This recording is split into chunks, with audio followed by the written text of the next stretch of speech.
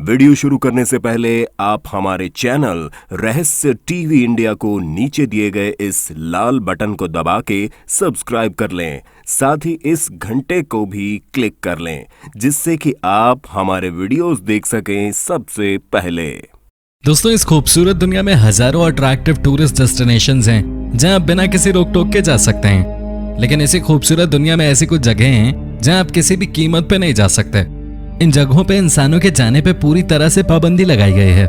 इंसान कितना भी पावरफुल क्यों ना हो, इन जगहों के आसपास भी नहीं पहुंच सकता। इन प्रतिबंधित जगहों में से कुछ मिस्टीरियस जगहें हैं तो कुछ डरावनी और कुछ जगहें तो जानलेवा भी हैं। इन सब के अलावा और भी कई वजहों से इन जगहों पर पाबंदी लगाई गई है। तो चलिए फिर दुनिया के 10 प्रतिबंधित जगहों के बारे में जानते हैं। इन जगहों को आप सिर्फ इस वीडियो में ही देख सकते हैं, तो वीडियो को लास्ट तक जरूर देखें। Number 10, heard island, Australia.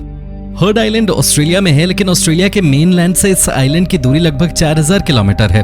इस आइलैंड को most remote place on earth माना जाता है। कहते हैं कि जहां दुनिया खत्म होती है वहां से हर्ड आइलैंड शुरू होता है। रिमोट एरिया में होने की वजह से इस आइलैंड पे इंसानों के जाने पर रोक है। अगर यहाँ कोई जाना चाहता है तो उसे बोट से जाना होगा और आइलैंड तक पहुंचने में 7 दिन लग जाएंगे। सफर के दौरान कोई एक्सीडेंट हुआ तो रेस्क्यू टीम के पहुंचने में कई दिन लग जाएंगे। हर्ड आइलैंड का एरिया 372 स्क्वायर किलोमीटर है और कोस्ट लाइन 101.9 किलोमीटर है। इस आइलैंड पे मौजूद मॉसन पीक ऑस्ट्रेलिया का सबसे ऊंचा माउंटेन है। मॉसन पीक पर 2 एक्टिव वोल्केनोज भी हैं। इस आइलैंड पे सी बर्ड्स, सील्स और पेंगुइन्स काफी संख्या में पाए जाते हैं। नंबर 9, द ज़ोन रोग, फ्रांस। द ज़ोन रोग फ्रांस के नॉर्थ ईस्टर्न रीजन में है। इसे रेड जोन एरिया के नाम से भी जाना जाता है।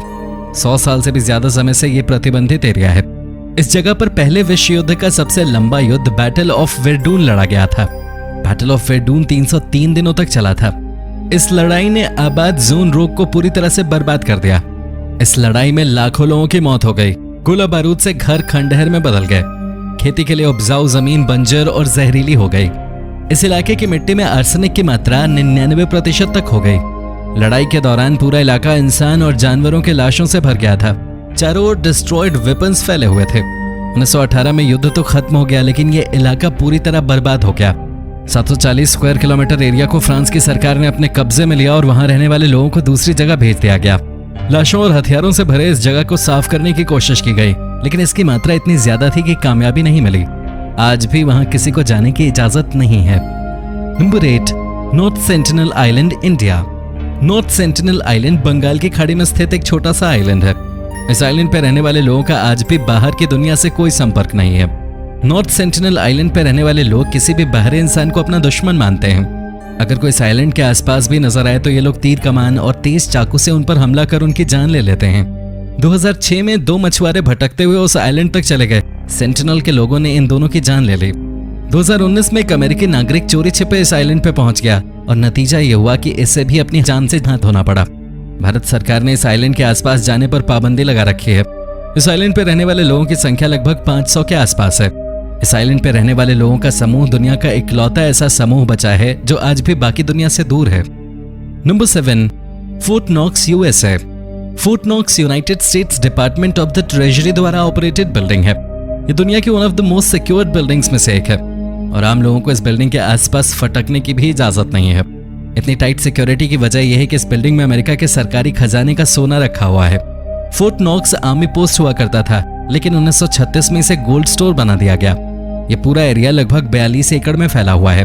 फोर्ट नॉक्स में कुल 4580 मीट्रिक टन सोना मौजूद है, जिसकी कीमत $236.4 बिलियन है। अमेरिका के कुल गोल्ड रिजर्व का 56.35% फोर्ट नॉक्स में ही है। गोल्ड के अलावा फोर्ट नॉक्स में और भी दूसरी कीमती चीजें और डॉक्यूमेंट्स रखी गई हैं। फोर्ट नॉक्स की वैल्यू को देखते हुए इसे आम लोगों के लिए प्रतिबंधित एरिया घोषित कर दिया गया है। Number 6, Bohemian Grove, USA.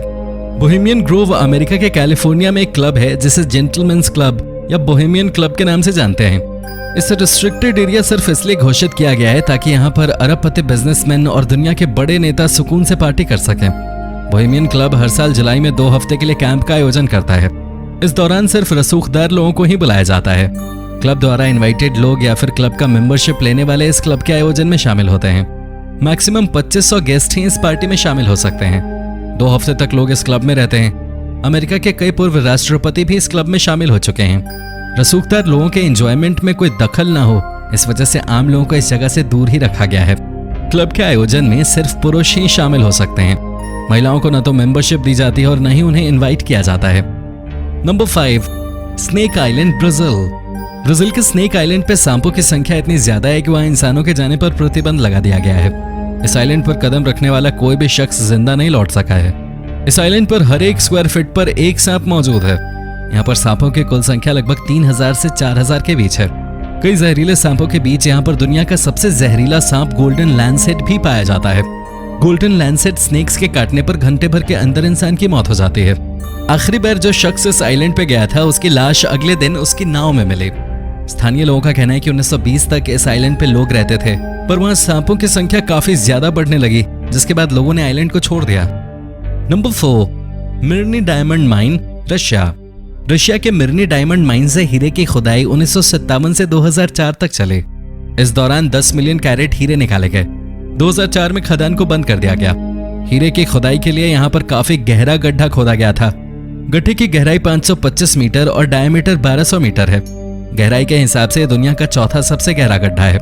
2009 में यहाँ फिर से अंडरग्राउंड माइनिंग शुरू हुई। अंडरग्राउंड माइनिंग शुरू होने के बाद इसे रिस्ट्रिक्टेड एरिया और नो फ्लाइंग जोन घोषित कर दिया गया। खदान के ऊपर से उड़ान भरते हुए हेलीकॉप्टर हादसे का शिकार हो सकते थे।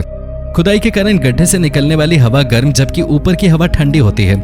इस कंडीशन में हेलीकॉप्टर के क्रैश करने की संभावना बढ़ जाती है। इसी वजह से इसे नो फ्लाइंग जोन में रखा गया है। Number 3, Poveglia, Italy. Poveglia island को इटली का सबसे भूतिया इलाका माना जाता है। यह आइलैंड वेनिस और लीडो के बीच स्थित है। 1379 तक यहाँ लोग रहते थे, लेकिन युद्ध की वजह से लोगों को यहाँ से पलायन करना पड़ा। लगभग 400 सालों तक खाली रहने के बाद 1776 में इसे प्लेग और दूसरी बीमारियों से इन्फेक्टेड लोगों के लिए क्वारंटीन सेंटर बना दिया गया। क्वारंटीन सेंटर में रहने वाले हजारों लोगों की मौत भी हुई। बाद में इसे मेंटल हॉस्पिटल बना दिया गया। मेंटल हॉस्पिटल बनने के कुछ साल बाद लोग इसे भूतिया आइलैंड मानने लगे।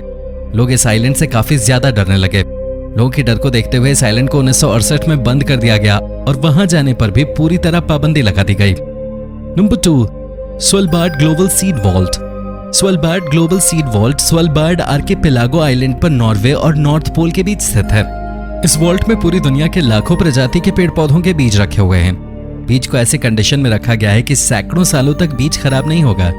इस सीड वॉल्ट को बनाने का मकसद यह है कि अगर कभी दुनिया किसी संकट में आती है और यदि कोई फसल पूरी तरह से विलुप्त हो जाए तो फिर उसके बीज इस वॉल्ट में सुरक्षित रहेंगे।